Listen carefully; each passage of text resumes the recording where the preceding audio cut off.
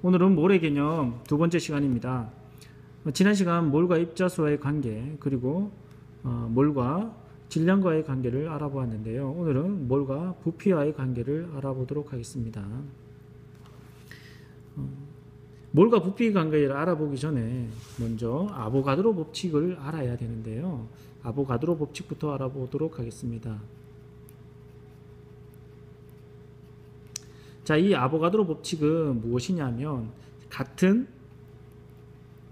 온도, 같은 압력에서 일정한 부피 속에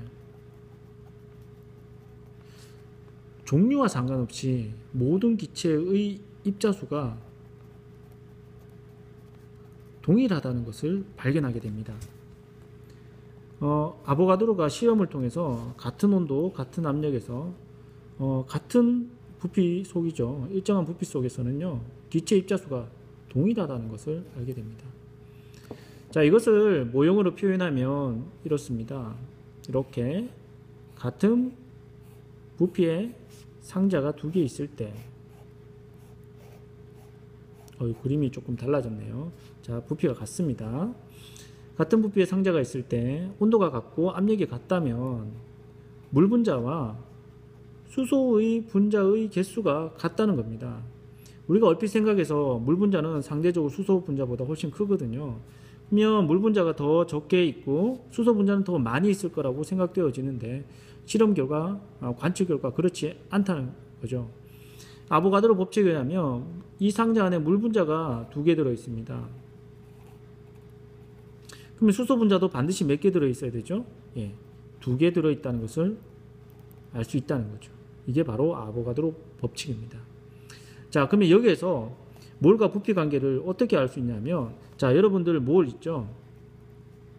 몰의 입자수는 1몰일 때 입자수가 몇 개였습니까? 6.02 곱하기 10의 몇 개죠?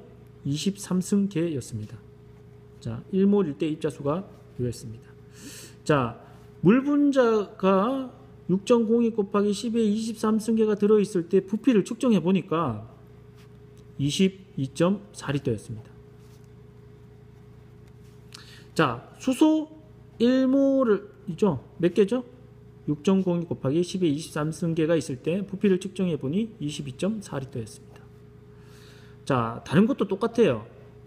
CO2 1몰, 이산화탄소 1몰의 입자수가 있을 때 상자의 부피를 측정해 보니까 역시 22.4리터라는 실험 결과가 나왔습니다. 자, 여기서부터 뭘 알 수 있죠? 1몰은 뭐다?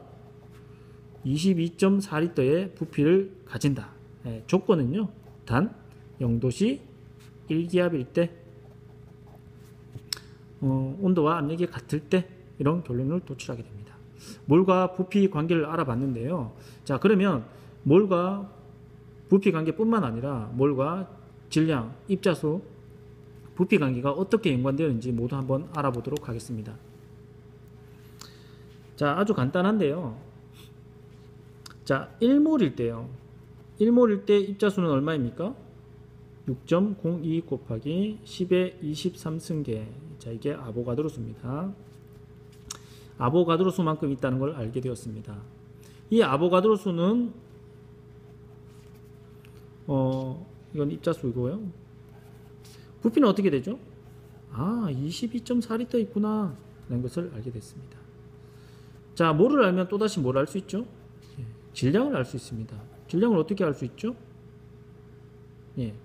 예를 들어서 물이라고 가정해 보겠습니다. 자, 물이 1몰 있으면 물의 분자량이 18이니까요. 이 18에다가 뭐만 붙이면 되죠?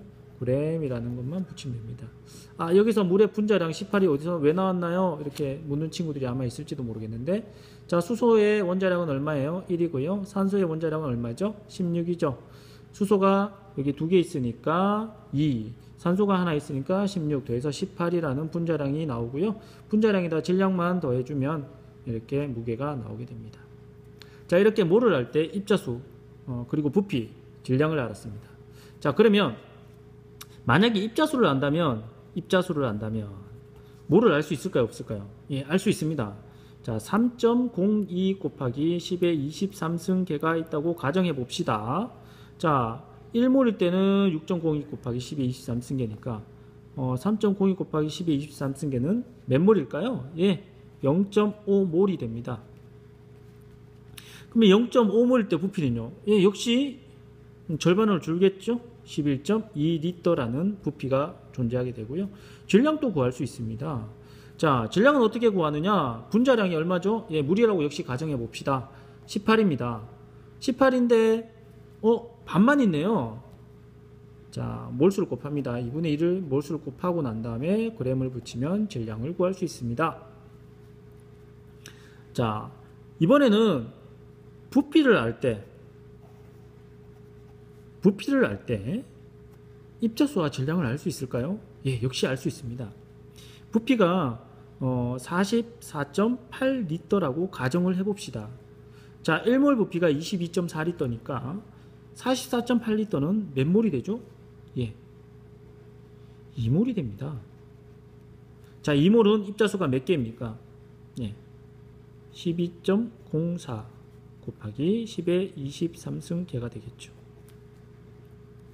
자, 그러면 질량은 어떻게 될까요? 예, 분자량이 얼마였죠? 18이었습니다. 물의 분자량 18이었는데 여기다 몰을 곱해주면 되겠죠. 2배 있으니까요. 2몰을 곱해주고 단위 그램을 붙이면 36g이 되겠네요. 자, 똑같은 방법으로 계속해 보겠습니다. 질량을 알 때 역시 뭘 알 수 있을까요? 몰과 입자수, 부피를 알 수 있는데요. 물이 예를 들어서 9g 있다고 가정해 보겠습니다. 자, 물이 9g 있을 때 몰을 구할 수 있죠. 자, 몰은 분자량분의 질량입니다. 이 공식은 여러 번 나오니까 꼭 기억해 주시기 바래요. 자, 그러면 이 공식을 이용하면요, 몰을 구할 수 있는데요. 분자량이 얼마죠? 18입니다. 질량은 얼마죠? 9g이죠. 자, 얼마죠? 0.5가 되죠. 2분의 1, 0.5. 자, 0.5일 때 몰 구했고요. 자, 입자수 얼마죠? 예, 6.02 곱하기 10의 23승계의 절반, 3.02 곱하기 10의 23승계. 자, 그리고 부피는요, 22.4리터의 절반, 11.2리터. 질량을 알 때 이렇게 부피도 알 수 있고 입자수, 몰도 알 수 있었습니다. 이렇듯 몰과 입자수, 부피, 질량 관계를 알아보았는데요. 자, 몰을 안다면 입자수, 부피, 질량을 쉽게 알 수 있습니다. 입자수를 안다면 반드시 뭘로 바꿔줘요? 몰을 통해서 몰을 바꿔주고 난 다음에 부피와 질량을 측정할 수 있고요. 부피를 알 때 역시 뭘 먼저 구하면 될까요? 몰을 구하고 난 다음에 이 몰을 통해서 입자수와 질량을 구하면 됩니다. 역시 질량을 할 때 자, 이 공식을 이용해서 몰을 구합니다. 처음 몰을 구하고 난 다음에 이 몰을 통해서 입자수와 부피를 예측할 수 있습니다. 자, 몰에 대해서 오늘까지 정리하였습니다.